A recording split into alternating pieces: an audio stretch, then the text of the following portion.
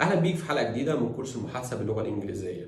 الكورس اللي بنتعلم فيه المحادثة من الحياة الواقعية والأفلام والمسلسلات. النهاردة معانا محادثة جديدة كالعادة، وزي ما عودتكم كل درس هيكون فيه ملخص PDF هحط فيه كل المعلومات اللي وردت في الحلقة، وكمان هتلاقي المحادثة نفسها مع جرافيك جميل إن شاء الله يعجبكم. ما تنسوش تحملوه من اللينك اللي هسيبه لكم في وصف الفيديو أو في التعليق المثبت، لأن ده هيسهل عليكم المذاكرة والمراجعة بشكل أنتم ما تتخيلوش. ويلا بينا نشوف معانا إيه النهاردة، ولكن بعد الانترو.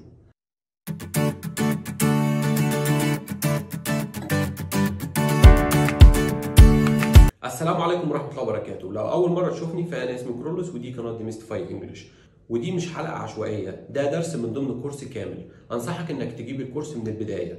أما الناس القديمة معانا فأنتوا عارفين هتعملوا إيه كويس جدا. طبعا أنا هنا كالعادة في أي كورس بفترض إنكم شفتوا حلقة المقدمة من الكورس ده، ويلا بينا نبدأ. الأول هحط لك المحادثة من غير أي نص أو ترجمة، هتسمع المحادثة للآخر وعايزك تكتب أو تحفظ في دماغك أنت فهمت بنسبة كام في المية. بعد كده أنا هشرح لك المحادثة بقواعدها ومعانيها، وبعدين هسمعها لك تاني مرة بنص إنجليزي ومرة مع الترجمة. ولكن أوعدك إنك مش هتكون أصلا محتاج للترجمة، لأنك بإذن الله هتكون فاهم كل حاجة. وبعد الدرس عايزك تقارن نسبة فهمك لقبل الدرس ونسبة فهمك لبعد الدرس. اسمع المحادثة وارجع لي تاني. Where are you going? I have to walk the dog. What kind of dog do you have? I have a little poodle. Poodles bark a lot. They sure do. They bark at everything. They never shut up. Why did you get a poodle? It's my mom's dog. So she likes poodles. She says they're good watchdogs. طيب من الواضح كده ان المحادثة حصلت بين شخصين يعرفوا بعض ومش اول مرة يتقابلوا، علشان كده انا قلت Where are you going? Where are you going? Where are you going? دي معناها إلى أين أنت ذاهب، اللي هو رايح أو رايحة فين. كلمة where يعني أين، والفعل go لوحده من غير ing يعني يذهب. ولأن المحادثة كلها في الحاضر المستمر فحطينا ing، والفعل أصبح ذاهب أو ذاهبة. تقول لي استنى، هو إيه أصلا الحاضر المستمر اللي أنت بتقول عليه ده؟ هقول لك الحاضر المستمر هو حاجة بتحصل حالا أو حدث أنت بتقوم به في الوقت الحالي. لسه برضو مش فاهمني؟ تعال أدي لك أمثلة عشان الأمور تتضح أكتر. تخيل معايا أنت دخلت الأوضة وسألتني بتعمل إيه، وأنا قلت لك I am eating يعني أنا باكل.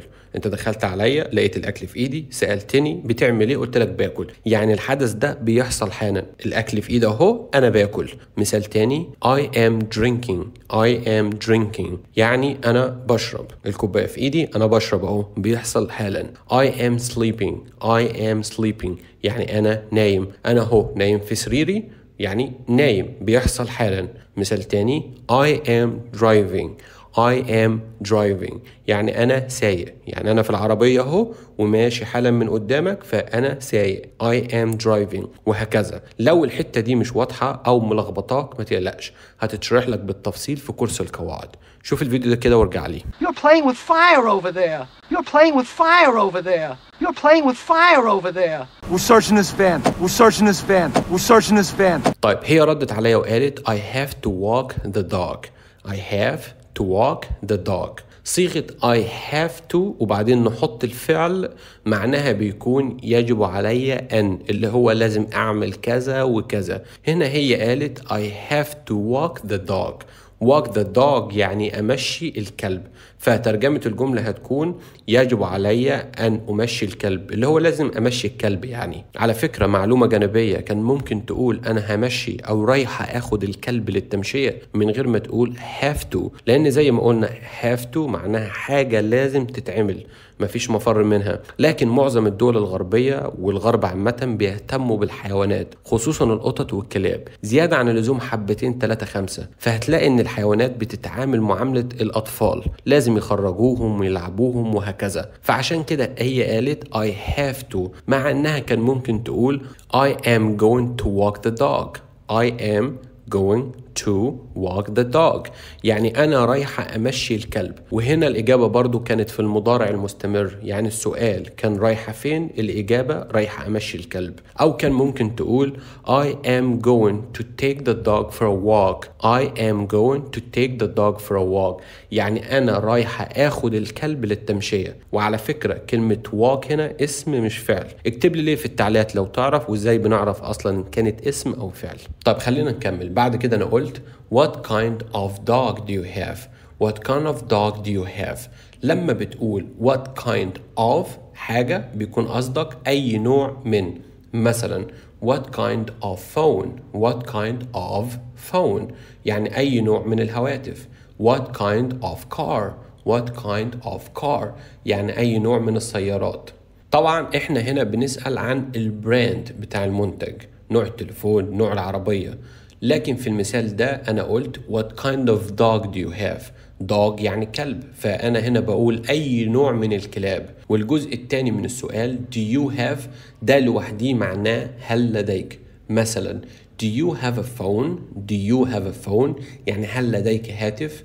الجملة كلها على بعضها ما هو نوع الكلب الذي لديك. فهي ردت وقالت I have a little poodle. I have a little poodle. طبعا have يعني أنا لدي أو عندي، وكلمة little أو little يعني صغير. وطبعا حطينا حرف A لأن دي أداة المفرد. هي هنا بتقول أنا عندي كلب واحد بس. كلب واحد بس يعني مفرد، فلازم أداة المفرد.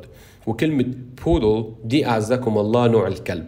معلومة جانبية عن الكلاب دي لو مش عايزها تقدر تقدم الفيديو. كلب البودل هو واحد من أجمل وأشهر الكلاب وذكي جدا جدا، وغير كده كمان كلب ودود ولعبي ومحب لجو الأسرة، مع مراعاة طبعا لحجمه الصغير في حالة وجود أطفال. ولكن سعره مش رخيص، وده بيخليه علامة على الثراء لبعض الطبقات الأستروقراطية في بعض المجتمعات. والأمريكان والإنجليز بوجه خاص بيحبوا الكلب ده جدا، وبشكل عام ده أكتر نوع هتشوفه في وسط العائلات الأوروبية والمجتمع الأوروبي بشكل عام. طيب خلينا نكمل. أنا طبعا ما سكتش، قلت رأيي فرديت وقلت poodles bark a lot.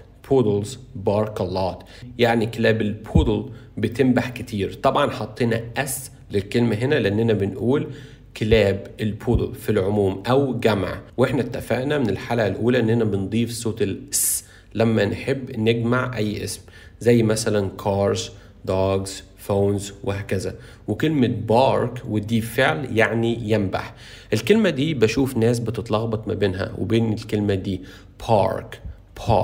وطبعا الفرق كبير لان دي بارك وليها اكتر من معنى، ولكن المعنى اللي هديهولك هنا هو انك تركن العربية او انك تجرشها. ممكن تقول ما عادي يعني بارك ولا بارك، ايه المشكلة؟ ما تكبرش الموضوع. هقولك تخيل معايا لو شفت حد في العربية وعايز تسأله انت بتركن، دي المفروض تكون كده are you parking بس انت قلت are you barking. الأولى معناها أنت بتركن وده النطق الصحيح، والتانية معناها أنت بتنبح أو بتهوهو، فلا تعليق يعني أنت تقدر تحكم بنفسك. طيب هي ردت وقالت they sure do بمعنى بالطبع هم يفعلون. من أحد معاني كلمة sure هو بالطبع أو طبعا، والفعل do يعني يفعل أو يفعلون. يفعلون إيه بقى؟ بينبحوا أو بيهوهوا. لكن هي ما قالتش مثلا they sure park، هي بس قالت أيوة بيعملوا. وطبعا إحنا عارفين هي بتتكلم عن إيه من النص بتاع المحادثة. مش معقول مثلا أكون قايل لها الكلاب دي بتنبح كتير ولما تقول لي أيوة بيعملوا أو طبعا يفعلون كده أظن إن هي بتقول يعني بياكلوا كتير مثلا.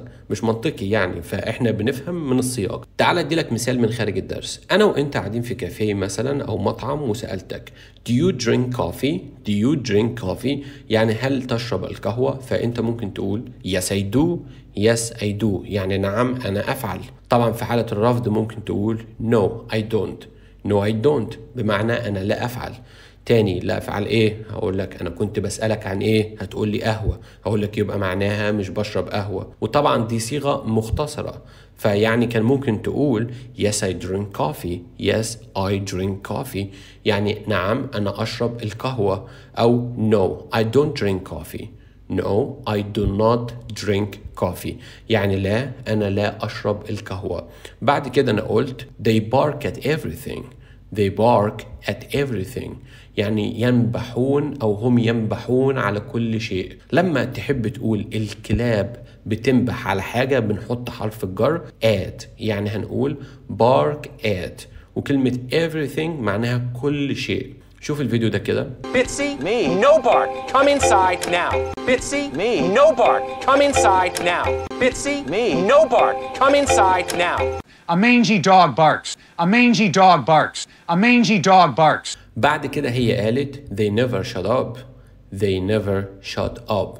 يعني لا يصمتون أبدا. على فكرة مش مؤدب خالص إنك تقول لحد shut up، لأن معناها هيكون اخرس، علشان بشوف ناس بتستخدمها لما تكون عايزة تقول لحد بطل تتكلم أو بس ما تتكلمش. لو تعرف الطريقة المؤدبة اكتبها لي تحت في التعليقات، ولو ما تعرفش هجاوبك الحلقة الجاية. خلينا نشوف آراء حضراتكم. بعد كده أنا سألتها why did you get a poodle? Why did you get a poodle؟ يعني لماذا حصلتي على كلب البودل؟ كلمة did ده الماضي بتاع do، وطبعا دي صيغة سؤال. وكلمة get وده الفعل اللي مجنن طلاب اللغة الإنجليزية، طبعا مجننهم من كتر استخداماته. بس نصيحتي ليك ما تحاولش تدور على كل استخداماته أو معانيه. حاول كل ما يقابلك معنى أو استخدام ليه اتعلمه واعرفه واستخدمه في حياتك اليومية، واعمل كده مع باقي المعاني والاستخدامات. وعلى فكرة الطريقة دي فعالة مع أي كلمة أو فعل ليه أكتر من معنى. وبالشكل ده أوعدك إن عمرك ما هيكون عندك مشكلة معاه أو مع أي كلمة متعددة المعاني. وعلى ضوء الكلام ده هنا الفعل get في الجملة اللي معانا هيكون معناه الحصول على شيء. تعال أديك مثال من خارج المحادثة عشان تفهمني أكتر. I want to get a car. I want to get a car يعني أريد أن أحصل على سيارة أو عايز أجيب عربية. شوف الفيديو ده كده. So you get a good night's sleep, son. So you get a good night's sleep, son. So you get a good night's sleep, son. Nobody gets a chance. Nobody gets a chance. Nobody gets a chance. طيب هي ردت وقالت It's my mom's dog. It's my mom's dog يعني إنه كلب أمي. It's دي اختصار ل it is وبننطقها كده It's my mom's dog. والapostrophe s دي أداة بتنسب الشيء لملكه، مشهورة بأس الملكية. يعني مثلا أقول أحمد's book يعني كتاب أحمد، أو أحمد's car يعني عربية أحمد، وهكذا. فأنا سألتها بعد كده وقلت so she likes poodles. So she likes poodles يعني إذن فهي تحب كلاب البودلز. من أحد استخدامات so هي إذن. تعال نخلي المثال ده بالعامية المصرية علشان تفهمني مش أكتر. فبدل ما أقول إذن فهي تحب كلاب البودلز هقول يعني هي بتحب كلاب البودلز. شفت يعني دي هو ده المعنى المقصود هنا. أتمنى تكون وضحت، ولو مش واضحة اكتب لي تحت وممكن نعمل عنها شورت فيديو لاستخداماتها. شوف الفيديو ده كده وارجع لي. So he took matters into his own hands. So he took matters into his own hands. So he took matters into his own hands. So we did die by eating. So we did die by eating. So we did die by eating. بعدين هي ردت عليا وقالت She says they're good watchdogs. She says they are good watchdogs يعني هي تقول انهم كلاب حراسة جيدون. كلمة watchdogs يعني كلاب حراسة. لو أخدت بالك الكلمة دي بتتكون من كلمتين. الأولى فعل وهي watch بمعنى يشاهد أو يراقب، والتانية dogs يعني كلاب، لكن الاتنين مع بعض watch dogs يعني كلاب الحراسة. وطبعا حطينا حرف اس للفعل هنا لأنها she يعني هي، وهي دي مفرد، وإحنا اتفقنا بنضيف صوت الس لما يكون الفاعل مفرد. طيب تعالى بقى نشوف المحادثة مع بعض، مرة بالنص الإنجليزي والمرة التانية بالترجمة والنص الإنجليزي. يلا بينا. Where are you going? I have to walk the dog. What kind of dog do you have? I have a little poodle. Poodles bark a lot. They sure do. They bark at everything. They never shut up. Why did you get a poodle? It's my mom's dog. So she likes poodles. She says they're good watchdogs. Where are you going? I have to walk the dog. What kind of dog do you have? I have a little poodle. Poodles bark a lot. They sure do. They bark at everything. They never shut up. Why did you get a poodle? It's my mom's dog. So she likes poodles. She says they're good watchdogs. طيب انت هنا وصلت معايا لنهاية الدرس. اتمنى تكون الحلقة عجبتك. لو عندك اي استفسار او اي تعليق كالعادة سيبولي تحت في التعليقات وانا بإذن الله هجاوبك. شكرا جدا للمشاهدة والسلام عليكم ورحمة الله وبركاته.